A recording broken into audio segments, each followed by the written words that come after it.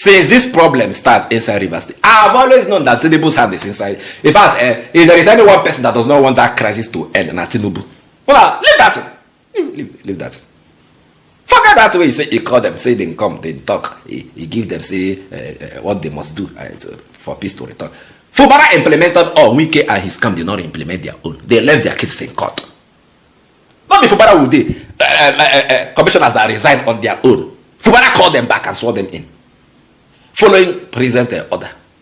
Wike, your court cases in withdraw them. You said no, you will not withdraw. That is why we are where we are now in that state. Did president say anything? No. Instead, the last meeting he had with Rivers people, Pandef, Wike, and Fubara, he was there bashing Fubara. Bash your minister, you know. You see this year, Wike, where they feel like say he go save you 2027. Wike does not have any power to save you, even in Rivers State. But I am FCT. It does not have the power. Make I shock you. Wike no go even save you inside the own local government of Obia. But if I let me go direct, inside the own village, they say your own place, he no go save you. In fact, inside in own house, in wife no go vote for you. This weekend that I indulge, make it the more this way. I don't want to talk too much. One time, Minister of Works inside the State, what they call David Briggs. You want to explain and give an answer. The problem we are having in Rivers State is Wike and the Tinubu. Now there are two. One, they want that state to burn. After Tinubu will tell her you need the resources to work for Nigeria. Revenue. Where the revenue is coming from, you don't want peace to be there. You know that's how they talk too much. Maybe like help me listen to this former Minister of Works, Rivers State, David Briggs, and what he had to say. You go explain the kind of person of Wike for honor, explain to me for honor, join their two together, explain and say that there are two be the problem of that state. I may will let's say a secondary problem. House of Assembly na second.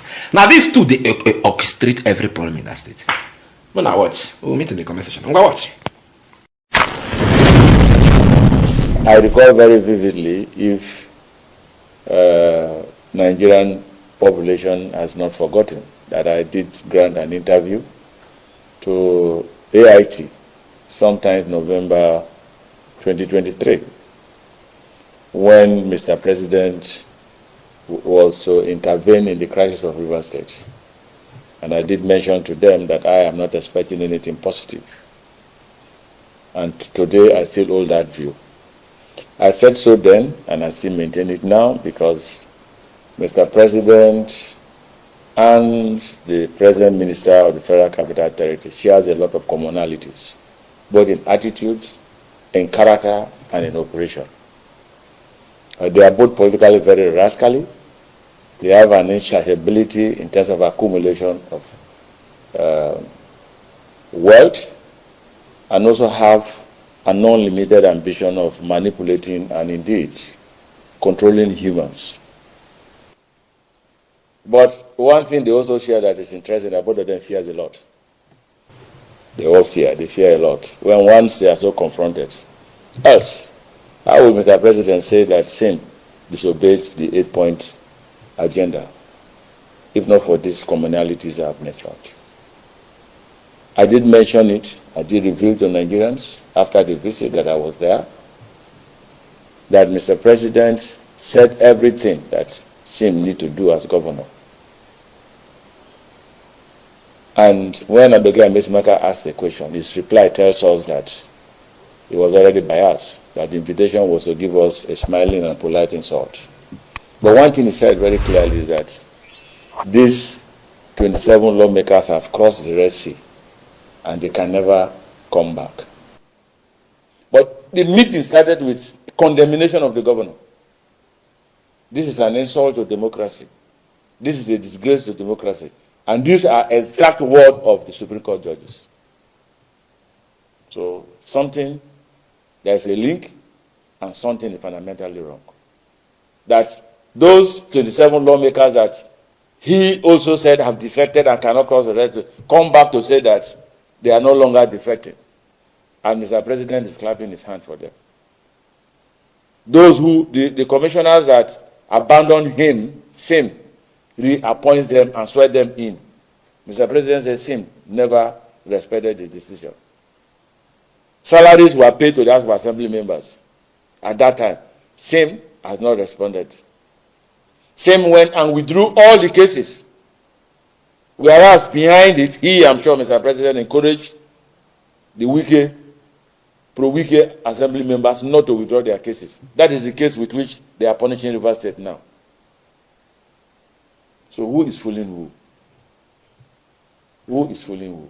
But let me say this. The governor has spoken, and to say that he will respect and comply with all the decisions of the Supreme Court, and he has started. That is saving Rivers State, that is saving Nigeria, because of his peaceful disposition. But for Wike to transcend from that political conflict and find himself now swimming in a very deep ocean of ethnic condemnation and ethnic threat is very unfortunate on his part. Let me say this, a lot of Nigerians do not know.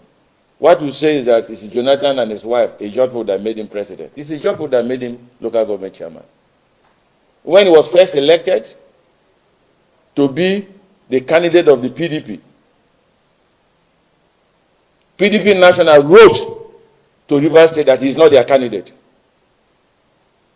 It's your son, Dr. Sam Jaja, I'm quoting him, that insisted that he will not take directive from the PDP National Headquarters, that the only people that can direct him is the state PDP. And that is how Wike contested and won local government chairman in his first tenure. It's an Johnson. So sometimes when people talk, I even laugh. He said he has helped the people. No, he was only trying to repay them for what they have done. They laid the foundation for him to be what he is. He was only trying to repay them. And that is his status. And that is one status that Mr. President and him also share. They don't forgive.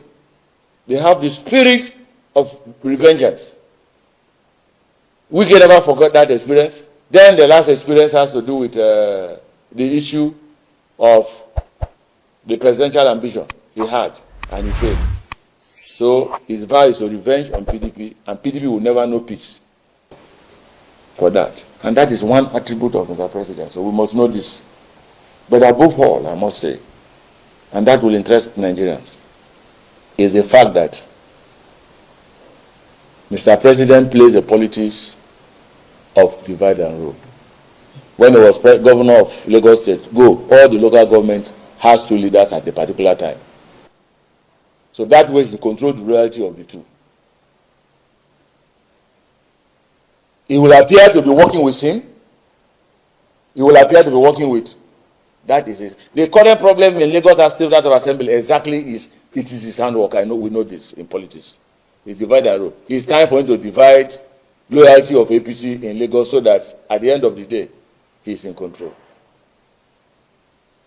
Because he was aware that the governor of Lagos State, one way or the other, contributed to the fundraising of Atiku. So from that day, he declared him an enemy. We know this. We in PDP, we know this.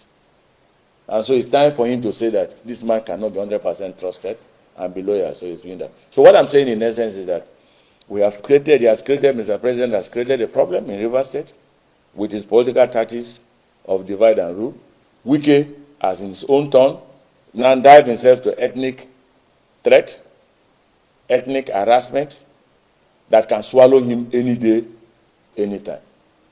And I said that because without a jaw, he will be nothing. And he cannot bite the finger that fed you. One sin that God never forget is that of ingratitude. Wike is an ungrateful person. He uses people and he dumps them. Sam Jaja made him a local government chairman. That is the springboard with which he is whatever today. Jonathan helped him to become governor.